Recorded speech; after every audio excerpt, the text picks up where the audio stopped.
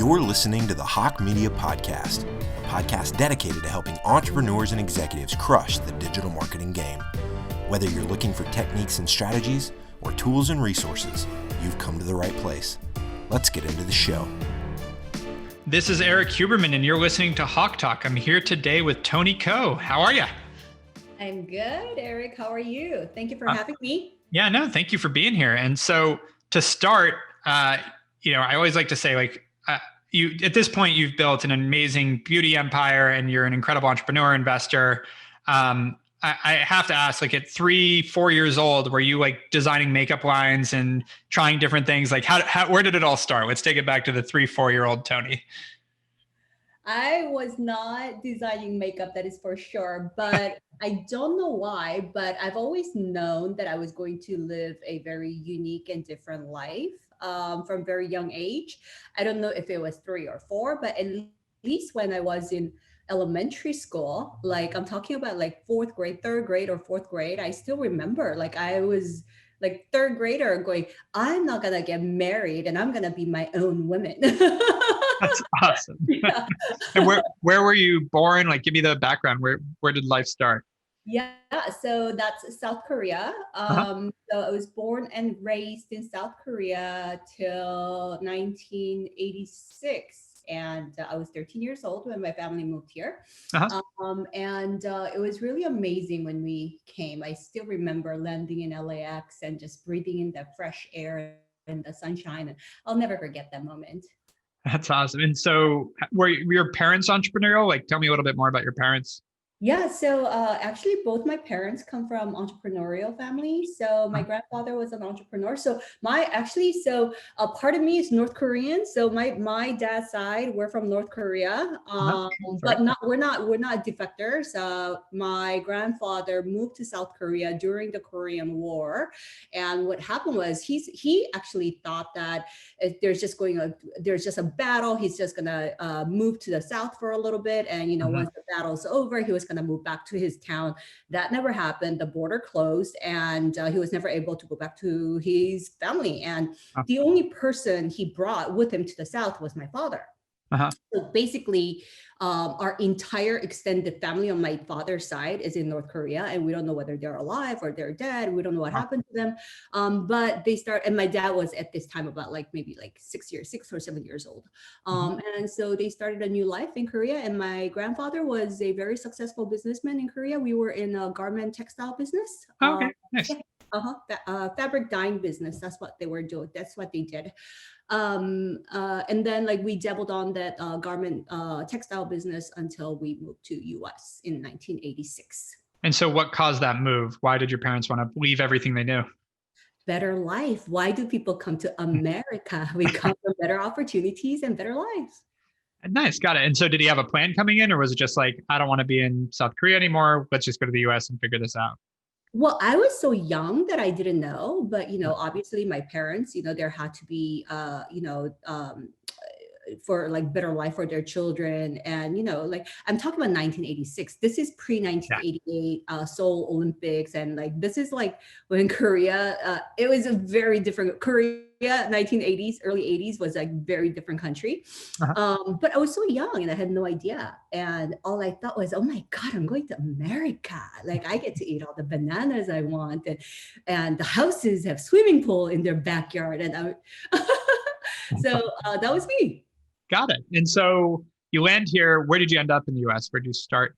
Yes. So we ended up, my mom had a friend in Burbank, and my mom had asked her friend to prepare an apartment for us. And obviously we didn't have a lot of money. And, we were, my grandfather was an amazing entrepreneur, but then my dad, we lost a lot of family fortune and whatnot. And so by the time we came to America, we didn't have a lot of money. I did not know how little money that we had. When you're young, you just don't know that. Right. So my mom's friend had rented a 2-bedroom apartment for us, in this San Fernando Valley. I think it's wedged between Glendale and Burbank-ish area. And that's where we landed, and we started. My family started with a very small beauty supply store. retail store, like one location, small retail store. And that's actually kind of like my whole entire beauty career, I would say, started because, that kid that's working in your parents' store. Yeah. No refund, no exchange. And That was in Burbank, the store? this was like in San Fernando Valley area. Nice. Yeah, so just working in the family business. So like we worked really hard. And I went to help my mom at the store, like every after school, every weekend, like every summer vacation. We never took a day off. Like we worked every day. I kind of like, business to me is like, I kind of like, how like you never learn how to eat, but you know how to eat. Yeah. It's kind of like I was like a sponge that's just like observing everything. Yeah. So I worked in the family business until I was 25. Okay. Then so it was pretty long. So by then I had close to like 10 years under my belt already. Right. Which I think is like such an important thing to highlight. Like so many people don't get that, like even side jobs, high school jobs, working summers in college if you're going to school or during college, all those add up to real experience that, as you just said, at 25, you had 10 years experience. Not many 25-year-olds can say that. And it's totally available to young people. Like I was thankfully, I had the same kind of approach where it was, from a young age, I wanted to learn all about business and learn how to do things that by the time I graduated at 21, I had 4 or 5 years experience of working in businesses and being a part of it, that you can hit the ground running versus starting when you're 21, 22, which that would put them at 32 before they even had your experience at 25. I could agree with you 100%. I mean, like, I don't know what the legal age is to get like part-time job, but you could get a part-time job at Starbucks, McDonald's, or like whatever. It's not just a part-time job that pays you minimum dollars. If you are really tuned in to exactly what is going on and learn and observe, you get to learn customer behavior, how a system works, the boundaries that you need to set between your coworkers, your boss, people who report to you, whatever that is. It's a life experience. It's a learning experience that it's like going to school without paying. You're actually getting paid to go to when school. You also, as a young age, you start to learn what you like about it. My favorite memory is I worked at a health food store in high school, and the general manager was like, "You hate tedious work, but you seem to love working with people." And it's like, that always stuck with me because it's true. He nailed it. He was right. And to this day, I hate tedious work, but I love working with people. Yeah, 100%, 100%. Yeah. So, okay. So did you end up going to college or anything, or did you get out of high school and just stick with the family business? What was that education? Yeah. So I went to Glendale College and I was going to transfer, but that never happened. I kind of started my own business. I came to US when I was 13 years old, and I was put in 7th grade, and I had to do ESL, which is English as second language. And, just going to another country, being in 7th grade and like putting in school, and you don't understand, you can't read, you can't understand, you can't speak, your learning abilities are like, gets almost capped. And it's like having overnight, you have learning disability when you actually don't have learning disability. It's a very different experience. It's a very different environment. So with that, I kind of like, I have to say, like, I went clubbing a lot when I was like in high school. I had my fake ID and I wasn't the best student. So that academically, I wasn't very successful, but that doesn't mean that I wasn't reading a lot. So I have a lot of my learnings from reading and stuff like that. But I am a college dropout. Got it. And it makes sense. I mean, it's not thought of a lot, but to ask someone, like, it's one thing to learn another language, like difficult enough, but to learn be in 7th grade where you not only have to learn the language, but you have to learn all the other things that 7th graders are learning in that new language. Like, that's the part, like, I speak Spanish pretty well, but when I go to Mexico and I'm asked about it, I'm like, I can speak like a preschooler, but I'm not going to like do business in Spanish. Like when you start to get into more complicated things, which you're trying to learn, I don't remember what we learned in seventh grade, but let's say, when you get into high school, calculus or whatever it is, while trying to understand English and learn calculus, it's a lot. It's a lot. It's a lot. And the thing is, like, I think if you come, like, I think there's like there's a lot of immigrants, right, in this country, especially like in Southern California too. And I think I've given this a lot of thought. If anybody's like thinking about moving to another country and they're thinking about bringing their children, and if they're thinking about their children's education, I think it's best if you actually immigrate when the children are much younger. So you're not learning a language, you're observing a language like a sponge, or rather later when you have learned everything that you need to learn from schooling and you just need to translate it into a different language. But like at 13, it's just such an odd age. I have a lot of friends that are like amazingly incredible friends, but who are kind of my kind of boat. And, like to all of us, school was really challenging because you're trying to learn something you don't know in a language you don't know. Yeah, no, makes sense. And so 25, what was the move? You had an idea and you're like, I'm done, parents. Good luck with the store. I'm out. So here's the thing. Me being like Asian and coming from the Asian family, like they don't believe in paying for your service. So I've worked in the family business all that time without my mom. She never paid me. Yeah. But I lived at home. And, I had no expense, so I didn't really need money either. But, by this time, my friends were all getting jobs and like they were now starting to live that career woman lifestyle. And I was looking at my life. I'm like, well, wait a minute. Like I live at home. I work in my family business. I'm not getting paid. And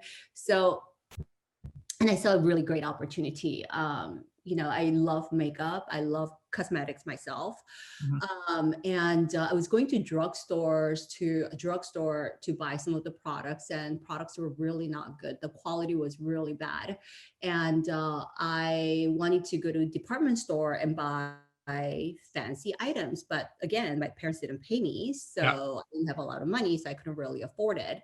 But being in that family business kind of for a very long time, I kind of knew how much was budgeted for marketing and like the beauty industry. Like it really did not need, like products really didn't need to be that expensive. So marrying the two idea of me being a consumer and me seeing where the market position is, I wanted to launch a brand that looked really high end, like chic and sleek, that is really good quality without having to spend fortune of money in marketing.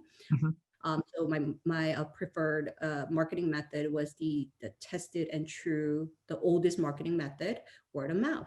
I just launched a line of lip liners and eyeliners that looked amazing, really great quality at a really low price, and let the customers do all the talking and do all the advertising for me. And that's nice. And so was that NYX? Yeah, that's NYX Cosmetics. So it's taking a step back. How did you know how to manufacture, where to go? I know you had the experience in the beauty store, but did you just start calling contacts, or how did you do that? Oh, so I knew this one manufacturer that was in New Jersey that made cosmetic pencils for some of the brands that we were selling at our family business. So I flew out to New York and I took a red eye. I remember I took a red eye. It was the cheapest flight. I think it was like literally like $200 or something. Like it was the cheapest flight I can find. I landed in Newark airport and I didn't want to spend money on like hotels. I went just to airport bathroom, just like barely got ready, like changed my clothes, went to a meeting, and then I flew out the same day afternoon. Because I don't want to spend money on hotels. I've been there. That's why I'm smiling. I know exactly what you're talking about. It's like, I don't, if I couldn't find a friend in New York that I knew that I could crash on a couch, I was flying in and out and there's no hotel. I didn't have the money for that. Yeah. Oh, a few $100s. Yeah. And so I had a really great meeting, and I launched, 18 SKU item. And I had a small 600 square foot showroom at California Mart. Nice. And then I was bumming off, not renting because I wasn't paying, but I deserved it because I worked in the family business for 10 years without getting paid. Yeah. My mom gave me like a small space on second floor of her warehouse. So Oh, nice. that's how I started. Wow. And so how quick did tell me about this story with that? Like, how quick did it take off? Did you get into stores right away? I know you had some knowledge of the industry, but did you get into CVS or any of it? Oh, not immediately. You can't get into CVS. Right. I mean, getting into CVS is pretty hard. I mean, Yeah. like once you could get to like CVS, Ulta, like these accounts, that means you've basically made it as a brand. Yeah. But so this was 1999, and in 1999, business was ran very differently. I mean, this is like AOL days. I have an AOL. That's how old I am. AOL. Yeah, I had one too. Dot metric printers. And there were like this system. So there was the consumer, the buyers, retailers, wholesalers, importers, distributors, exporters on the other side of the ocean, right? There were these steps. So I sat right between so I was the distributor actually now. My role was the distributor. And I was selling to the wholesalers that were selling to retailers who were selling to the consumers, right? And then back then there were a bunch of trade shows. So I went to a lot of trade shows. Had a lot of booths. Yeah, that's how I basically I built the company going to trade shows. And how did you get the original money for it? Like, because you went and ran some product, like where did that come from to get off the ground? A family investment. So nice. I presented my business idea to my mother, and she wrote me a check, and she said she actually wrote me a huge check to $250,000. Wow, a lot of faith. Yeah, her words were, go and run the company, like do whatever you want to do. Don't fear failure. And she said, if you're going to fail at anything, it is better to have that experience when you're younger than when you're older. And then she just wrote me a check. Wow, that's incredible. Yeah. Immigrant parents that came over here and built something for themselves, that's a lot of money. So that's huge support. That's really cool to hear. And I've heard that consistently, frankly, with a lot of successful people. Their parents seem to be ungodly supportive of what they do, which I think helps build a lot of confidence. Your mom, who knows you better than almost anyone, your coworker, your mom, saying, here's $250,000, go do it. That gives a lot of, confidence, which I think is what it takes to be successful. Like you got to, because you're going to fail in the short term, so to speak, you're going to have failures. But what keeps you pushing through is like, oh, that's going to happen. I just keep going. Like you have to kind of believe that it's going to end up okay to keep pushing through it. Yeah. And like, I think starting small is very important too. And like not trying to do too much at one time. And but like really the key to success is having the confidence, right? And where do you get your confidence is by having all these like small wins under your belt. Like I opened one account, yay, hooray. I could open another one, like go open a little bigger account, instead of, and then just having a bunch of those like small wins in your life, small successes, that just continuously build your confidence. Yep. So I think it's very important for all the entrepreneur to I'm not saying we should go out and like look for small projects, small things, but it's essential that you do have those feeling of winning under your belt. And so when did you hire your first person with Nix? Like when did you actually bring in help? I was one woman show for at least, I would say like a full year and a half. I was on one woman show. Yeah. My poor friends. Would ask them to come help. Yeah, I would when I used to go to like there was a trade show in Las Vegas. It's called ASDMD. I don't know. I think it's still around, but it was a huge trade show back in the days. And I used to like lure my friends in, like, let's go to Vegas. I buy you all the meals, and you could just sleep in my room, and you don't have to pay for the trip. Yep. And they would help me at the booth. I had a lot of fun moments. Yeah, that's awesome. Yeah, and I feel the same way. Like I definitely, when I was starting out, I had very similar experiences, and I'd have to call friends to help me ship products when I was doing my t-shirt business. But we also had fun. Like the Vegas, we were at the trade shows doing stuff, and going to Vegas, going to the trade shows. There was fun part of it. It's a grind. It wasn't eating very well, but you made it through. Yeah, So, I mean, you're in your 20s and like yeah. I was 26, 27, 28, 20, like the whole time, like, you know, you have fun. That's what you Yep. do. You work hard and you have a lot of fun too. Yep. Agreed.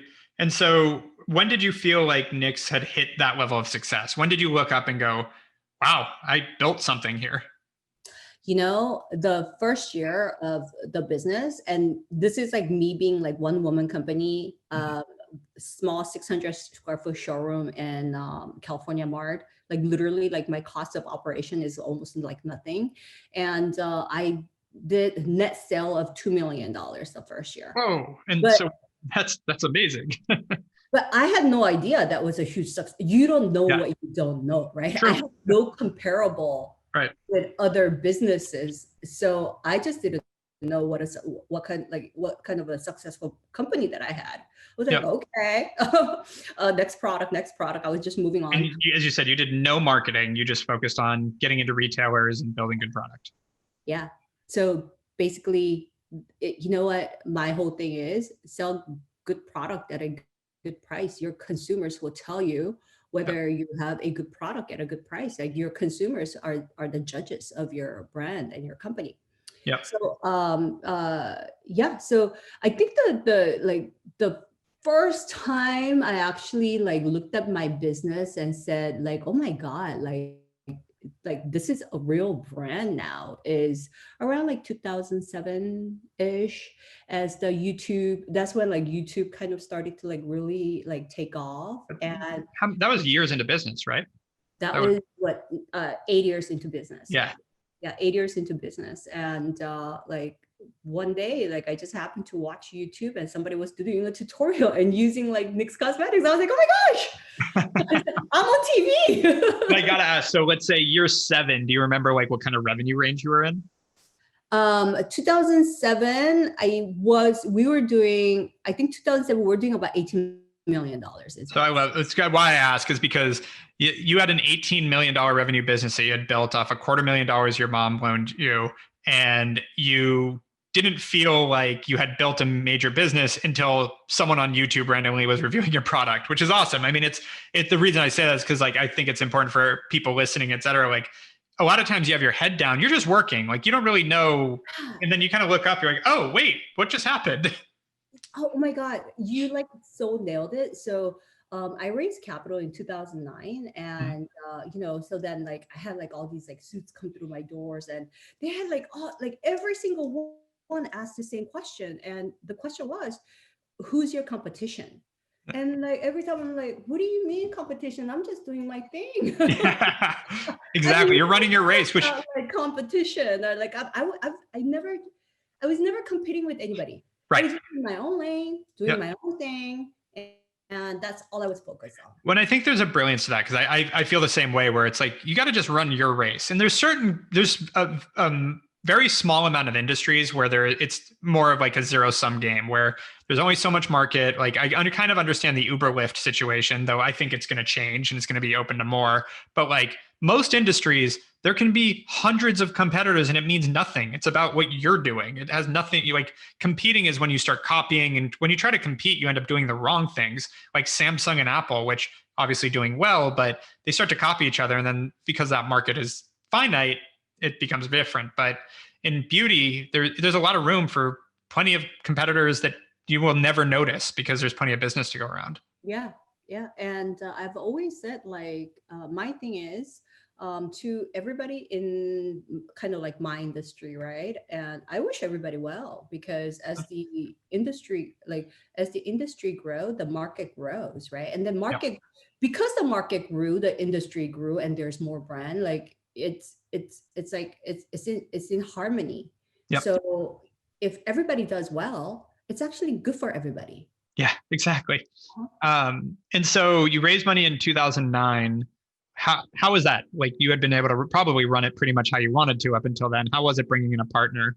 It was good. I had because we had a minority partner, so I was the majority shareholder anyway. On top of that, we were doing really well, growing very fast and very profitable the entire time. And when and my investors, they're really amazing too. They were a boutique firm from Chicago, and they uh, did not interfere with the business too much. I really liked it a lot. They know that I know the beauty business, and they let me run the business that how I wanted to run. So they added Did a you lot. raise money for like on the balance sheet, or did you take money off the table, or both? Like, why did you raise money if you were so profitable already? Yeah, so I didn't take any money off the table.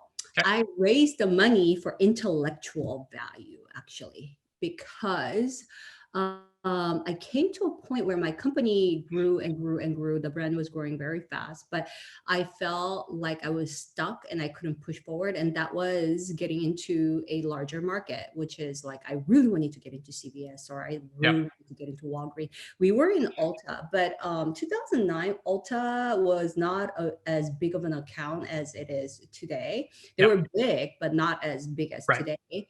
And for Sephora, like we weren't in the right price category for Sephora. So my markets were Walgreens, CVS, Target, Walmart, whatnot, like these called the mass drug retailers.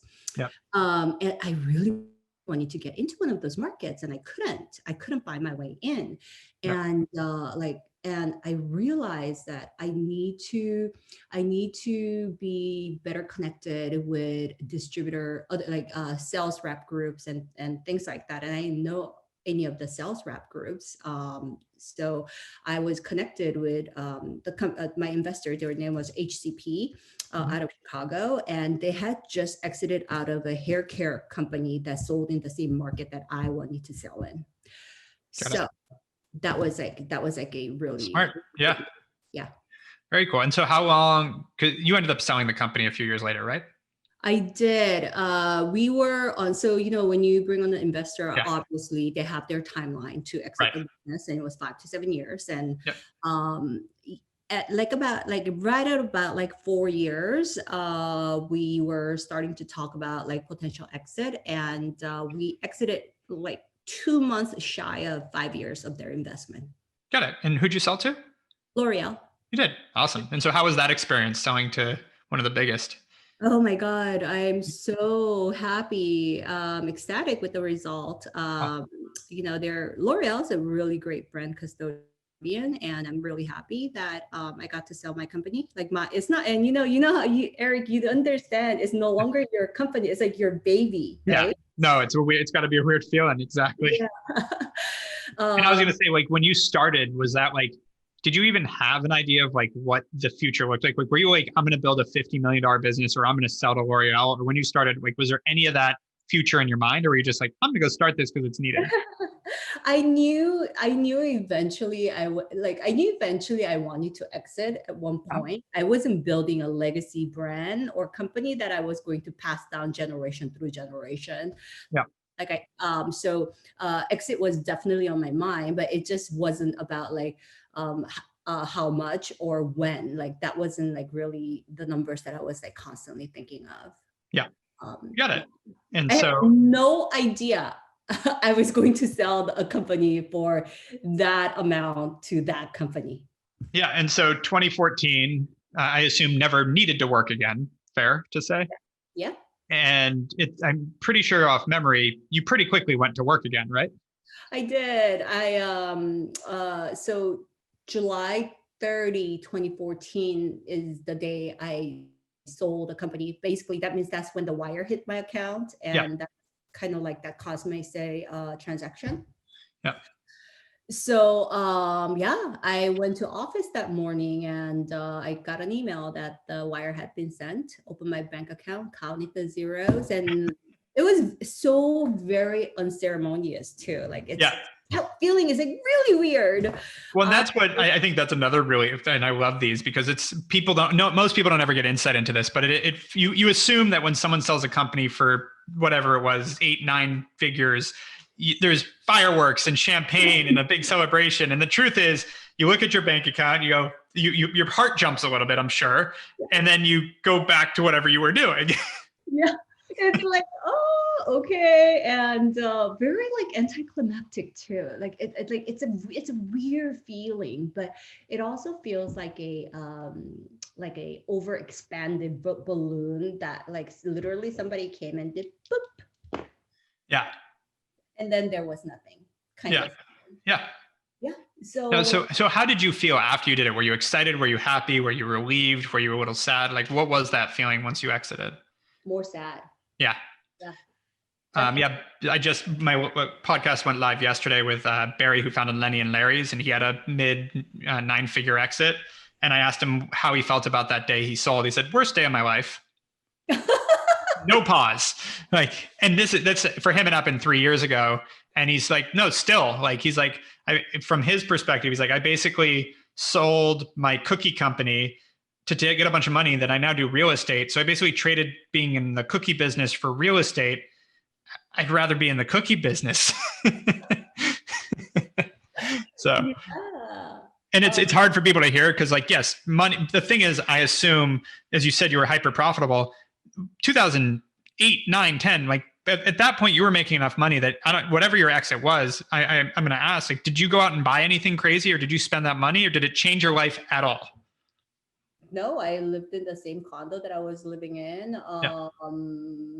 I already had, for instance, people go out and buy a car, Yeah. I already had a Ferrari. Yeah. Let's see. Yeah. And no, actually, no. I went home that day. I went home and I went to sleep and I slept for 2 hours. Well, taking a rest. I mean, running a company is exhausting. You get a point to rest. I get that. So how quickly did you have any type of period being an executive under L'Oreal? Did you stay for a little while? No, I had a CEO. So I worked out. Yeah. The company was full running, operational without me being there every day. So I had a CEO, like I had a CFO. So everybody stayed on. I got paid. I walked out. So I have 5 years non-compete out of the beauty industry. So I couldn't be in the beauty industry. So July 30th, and I set up my office just with one accounting person, and I have my personal assistant. And on August, the following Monday, I started an office, and I was actually, and then I went into acquiring real estate. Yeah, because that's what everyone knows to do. Like, everyone hears the same thing. Once you make a lot of money, you buy real estate. That's the path. I started acquiring real estate, so that kept me busy for a while. But real estate is like really boring. Yeah. It's good money. It's like very safe, you have to be smart about it, but still it can be pretty safe, consistent money. It makes you a lot of money, but it's not necessarily exciting. It's so boring. Basically, it's numbers on Excel sheet. Yeah. And it's just about the cap rate and carry cost, and it's just a number on the Excel sheet. And when you are a consumer products company, when you're a CPG person and you have that in you, it's hard to just be in a real estate business because it doesn't satisfy your soul. Yep. I had to start another company. Yep. So what did you end up doing? I started a sunglass company. And what year was that? When did you start that? And I will admit, I don't know if you and I ever connected directly, but our teams worked together on the launch of it. But we did. This is when your office was in Santa Monica. Third and fourth. Yeah. Exactly. Yeah. That's when we first got connected. But so what year was that when you started that? I'm trying to remember too.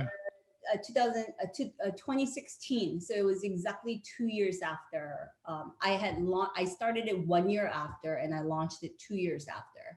Yeah. And we were the official sponsor at Coachella. I remember. Where Bon Jovi was the headliner.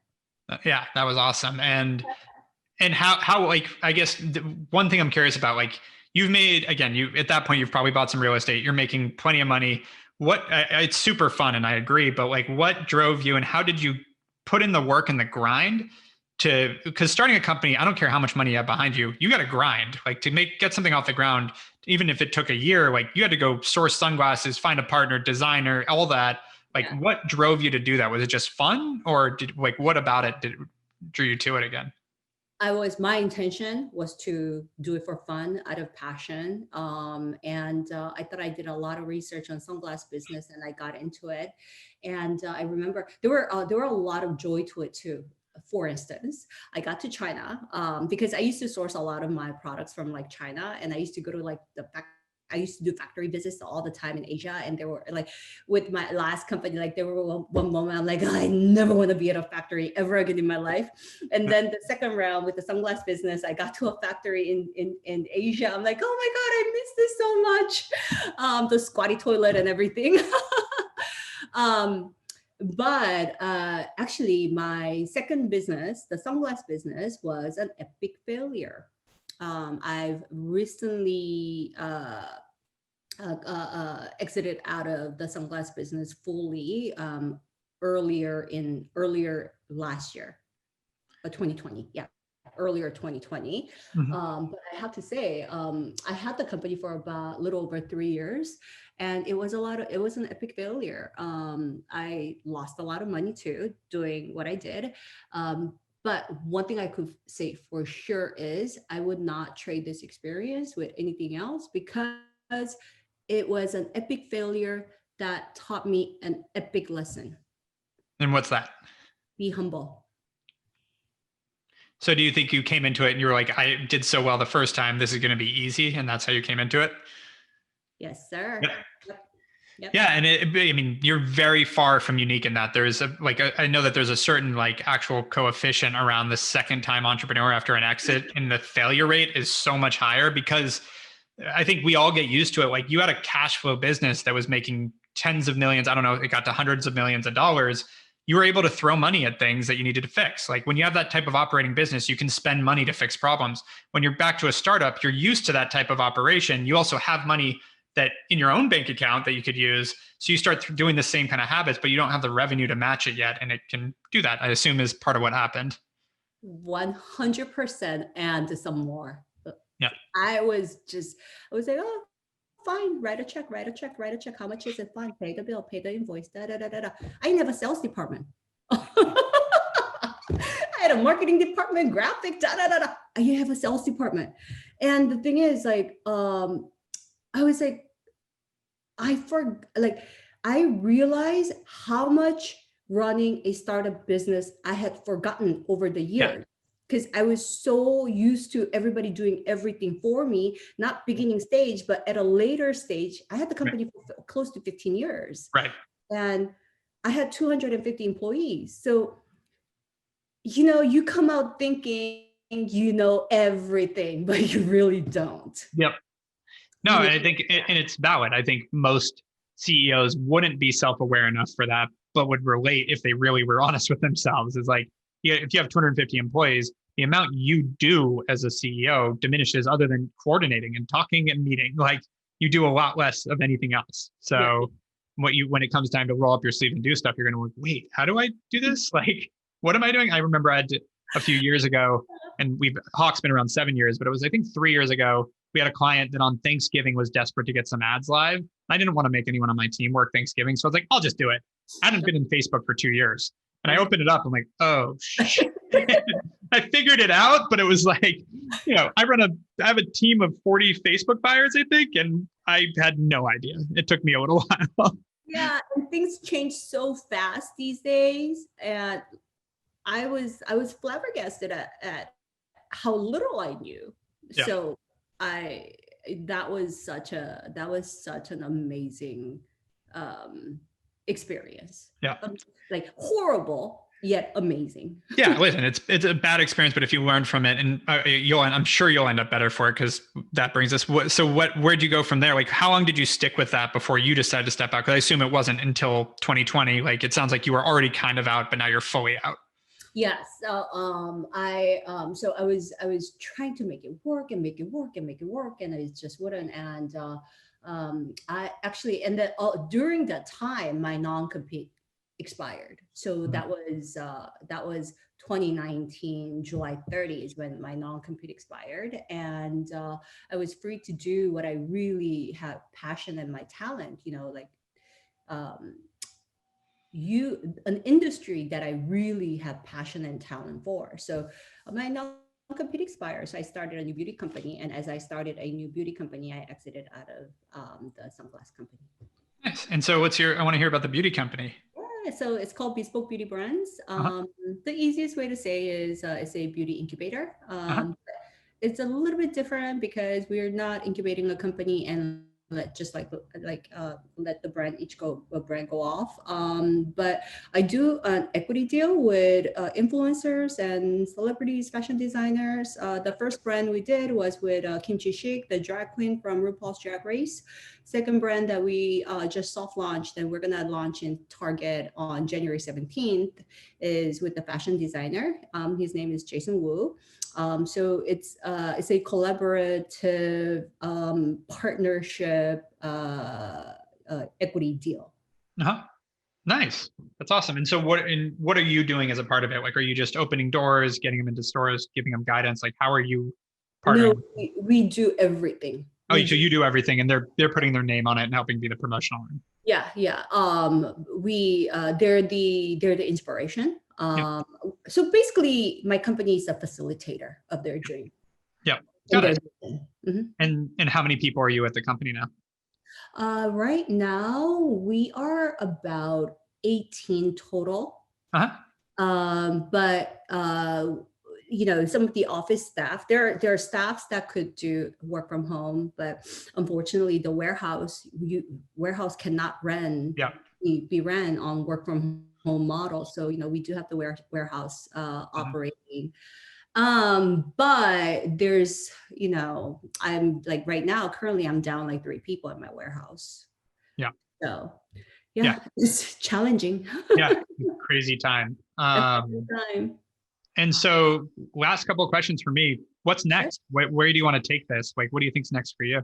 Oh gosh. The next is, I have 2 other brands that's lined up. One's in men's skincare line, another one with a influencer. I'm doing a lash line, and I just signed the 5th contract. I can't say the name yet, but with an international icon. So continue to launch like beautiful brands that speaks its really true, unique brand narrative, and build beautiful brand. I don't want to think too far along or too far ahead. I want to set short-term goals, and I'm setting goals in terms of 6-month increments. And for now, like all I'm focusing on, again, I want to dive back into my lane, doing my own thing, and like turn off the noise, turn off the noise. Just build your, like, it's the tunnel and I see the end and the light. Short-term goals are amazing. I mean, it's the same thing like anything in life, like a fitness goal, a diet goal. Like if you said, okay, I'm going to, this is going to be my diet for the next 5 years. It's like, well, that's not sustainable, but like 3 months, 6 months, like I'm going to be health, whatever, like those short-term attainable goals for everything, I think are a really good way to run. And so my last question on that is, you've given a ton of different advice on this, but what would be for anyone that wants to pursue their dream, that really wants to be, a top player in that space, they're super passionate. What would be the one piece of advice you have to really achieve your dreams? I always say the company with the best motto is Nike. Just do it. Yeah. There's nothing to it, but just to do it. Just do it. Yep. Amen. It's amazing how many people just need to hear that too, and just get it done. Just go. Yeah. Go figure it out. And then figure out the rest. Don't think too much. Don't make your business plan like too complicated and too thick, because that actually is going to weight you down, and you get trapped in your own future ideology that you cannot be flexible. The real strength comes from being flexible. Yep. And that's it. I agree. Well, Toni, thank you so much for being on HawkeTalk. Thank you so much for having me. Of course. Talk soon. Okay. You've been listening to the Hawke Media Podcast. To ensure that you never miss an episode, make sure to subscribe to the show in iTunes or your favorite podcast player. Thank you so much for listening. Until next time.